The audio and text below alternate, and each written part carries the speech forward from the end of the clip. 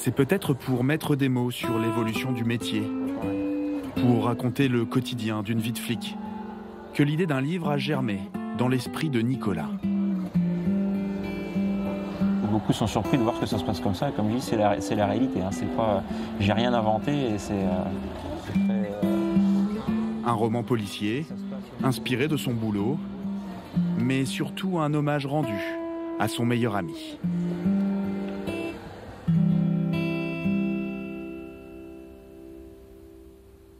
Le 7 mai 2001, j'ai perdu mon meilleur copain qui a été tué dans une intervention de police.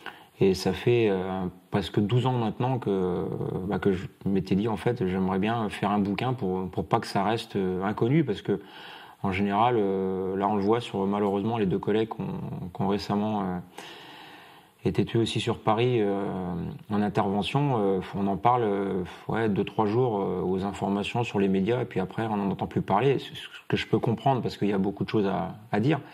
Mais bon, c'est vrai que c'est important de ne pas les oublier.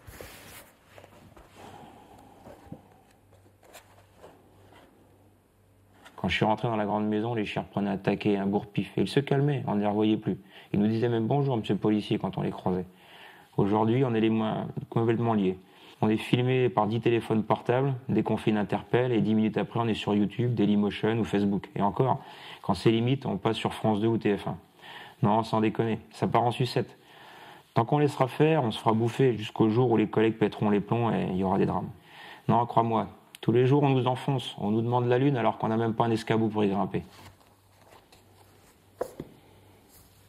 Souvent les gens voient la police c'est les méchants, c'est les PV parce qu'on est mal stationné, parce qu'on s'est garé sur un emplacement handicapé pour aller chercher un paquet de clopes. Voilà, en gros la police c'est ça.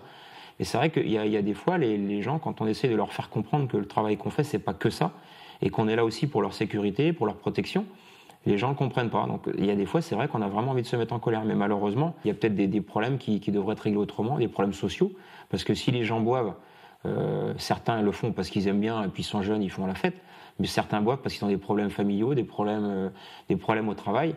Alors, est-ce que ces problèmes-là peuvent pas être réglés avant ? Ben non, comme on peut pas les régler, ou comme on n'a pas envie de les régler, ben on envoie la police, quoi. On dit voilà, on va envoyer la police, on verra ce qui se passe. Et c'est vrai qu'on fait toutes les tâches que personne ne veut faire. Et c'est vrai que les gens, je pense, nous connaissent pas sous cet angle-là.